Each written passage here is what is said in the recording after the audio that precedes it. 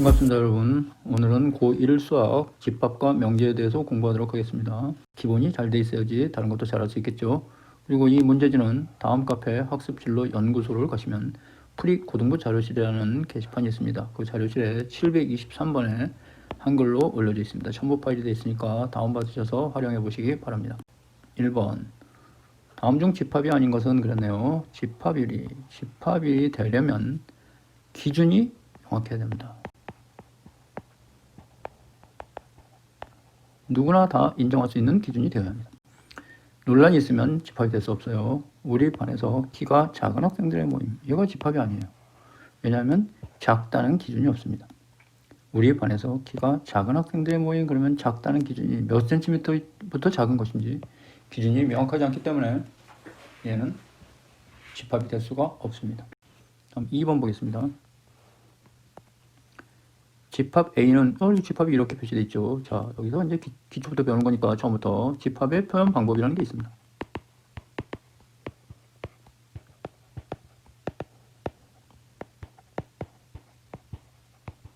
자, 집합의 표현 방법은 세 가지가 있는데 첫 번째는 원소 나열법이라는 게 있습니다. 원소 나열법. 원소를 하나하나 나열하는 겁니다. 두 번째는 조건 제시법이라는 게 있습니다. 조건 제시법. 원소가 될 수 있는 조건을 중괄호 안에 써놓는 겁니다. 세 번째는 벤 다이어그램이라는 방식이 있습니다.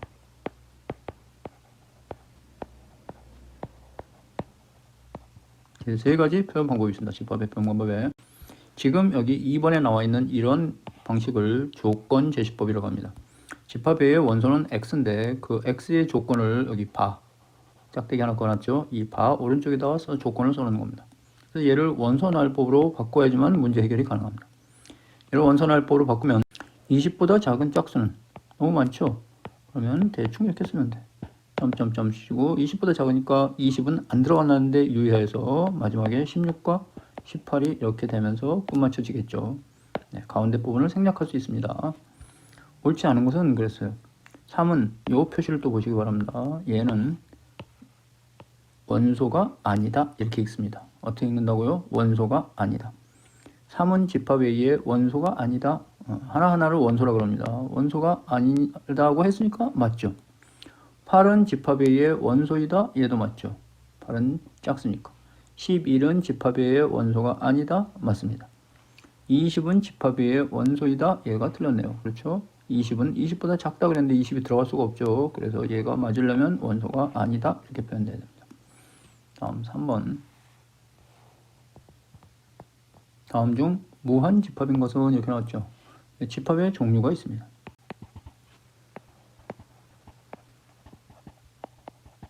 집합의 종류에도 세 가지가 있는데 세 가지나 두 가지. 하나는 유한 집합입니다. 원소의 개수가 말 그대로 유한계인 겁니다. 그리고 또 하나는 무한 집합이 있습니다. 원소의 개수가 무한히 많은 것도 집합이 됩니다. 명확하게만 하면 집합이 됩니다. 그리고 하나가 공집합이라는 게 있는데 원소가 하나도 없는 것을 공집합이라고 합니다. 그런데 공집합은 유한집합에 속합니다. 공집합은 원소가 하나도 없는 것은 유한집합에 속한다는 걸 꼭 알아두시기 바랍니다. 그럼 이제 한번 문제를 해결해 볼까요?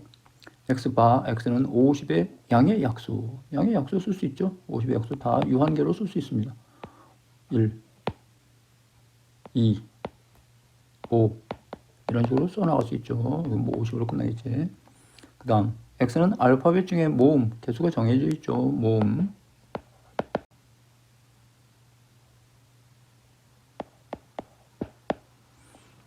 다음 x는 두 자리의 5의 배수, 두 자릿수라고 딱 돼 있기 때문에 얘도 유한계입니다. 왜요? 두 자리니까 10부터 시작하겠죠. 15 이렇게 해가지고 95에서 끝나겠죠. 유한계입니다. 4번 x는 100보다 큰 10의 배수 그랬네요. 얘가 무한집합입니다. 100보다 큰 10의 배수는 110부터 시작하겠지. 120 무한 계속됩니다. 그래서 무한집합이 됩니다. 원소가 무한계에 있는 것입니다.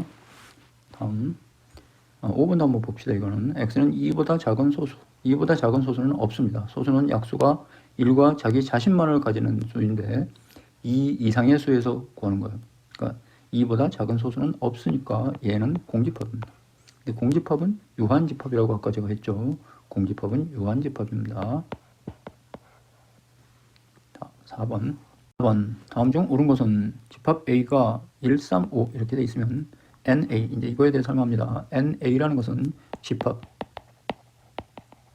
A의 원소의 개수를 말하는 겁니다. 집합 A의 원소의 개수. 그러니까 이 집합 A의 원소의 개수는 지금 3개 있는 게 눈으로 보이잖아요. 그건 틀렸습니다. 다음 집합 B가 공집합이면 원소가 하나도 없죠. 원소가 하나도 없으니까 집합 B의 원소의 개수는 얘가 아니고 0이 돼야 됩니다. 틀렸죠. 다음 집합 C가 0이라는 원소를 가지고 있죠. 그러면 얘는 NC는 0이 아니고 1이 됩니다. 0도 숫자예요. 0도 숫자이죠. 이렇게 돼 있으니까 원소가 하나 있는 겁니다. 한 개, 이렇게 한 개 있다는 표시예요. 다음 얘가 문제죠. 얘는 D가 공집합을 포함하고 있을 때 집합 D의 원소의 개수는 1이다. 얘는 맞는 겁니다. 알겠습니까? 얘가 맞는 거예요. 4번이 답입니다. 왜 그러냐 그러면 여러분 이거 잘 알아두세요. 공집합의 원소의 개수는 0개입니다. 0개. 그런데 공집합을 포함하고 있는 집합입니다. 집합 안에 집합을 포함할 수 있어요. 얘는 원소의 개수가 1개. 얘가 전세들어 살고 있어요. 그래서 1개입니다. 이 두 가지를 구분할 줄 알아야 됩니다. 공집합의 원소의 개수를 물어보면 0개라고 대답해야 되는데 공집합을 포함하고 있는 어떤 집합이 또 있어요. 그럴 때는 원소가 1개, 집 안에 들어있는 집합도 원소의 개수로 취급하는 겁니다. 그래서 이런 거 주의해야 됩니다.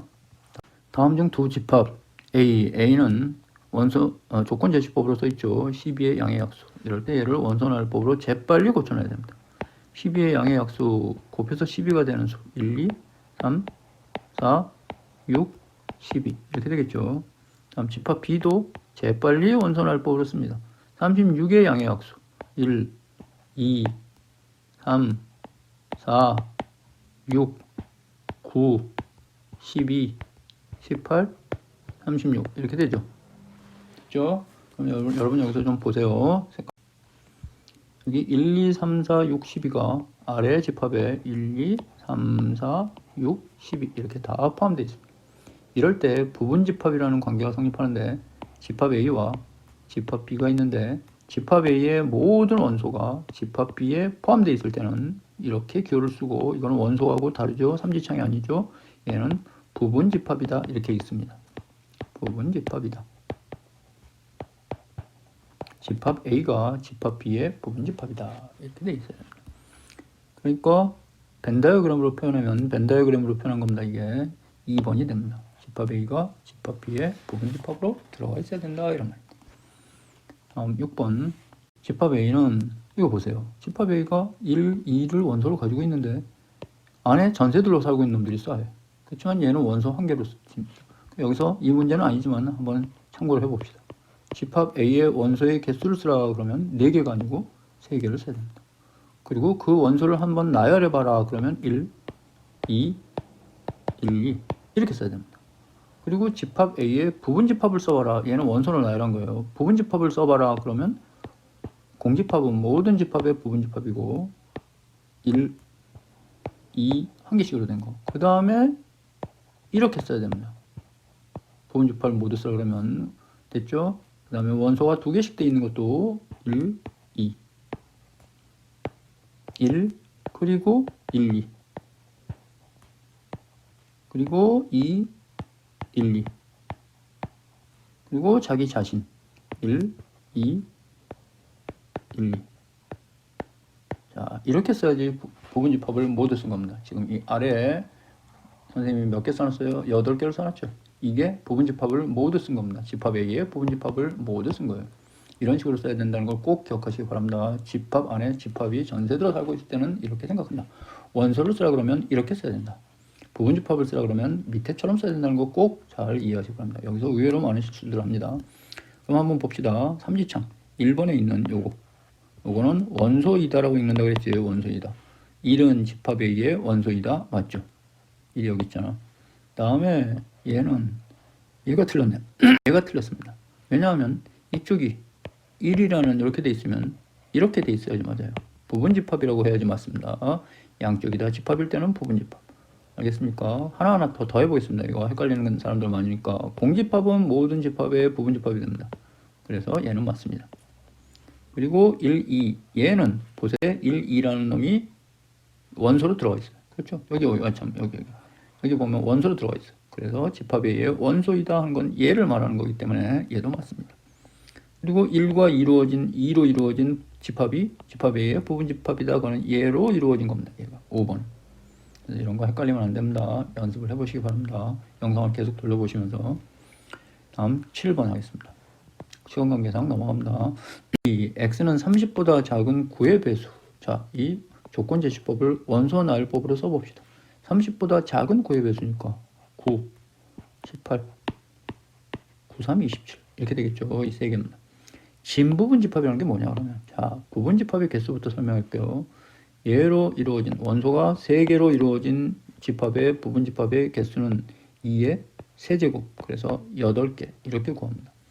왜 그러느냐? 자, 9가 있고 18이 있고 27이 있는데 9를 포함하는 부분집합이 있고 9를 포함하지 않는 부분집합이 있게 됩니다. 그리고 9를 포함하는데 18을 포함하고 안 하고 할 수 있어요.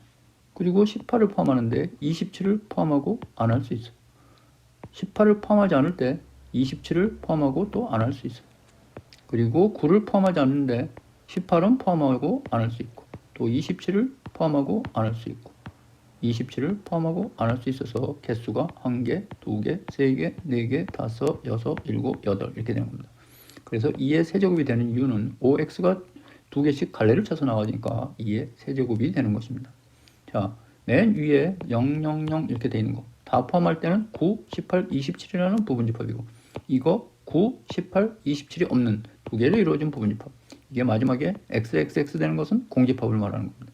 그래서 이렇게 하면 모든 부분집합을 알 수 있기 때문에 2의 세제곱 이렇게 구하는 겁니다. 그러면 부분집합의 개수가 8개잖아요. 진부분집합의 개수는 2의 세제곱 빼기 1 하면 됩니다. 그러니까 8 빼기 1이 돼서 7이 되는 겁니다. 그러면 진부분집합은 도대체 무엇을 말하는 것이냐? 부분집합 중에서 자기 자신을 제외한 것을 진부분집합이라고 합니다. 부분집합 중에서 자기 자신 8, 9, 18, 27을 제외한 집합을 진부분집합이라고 하는 것입니다.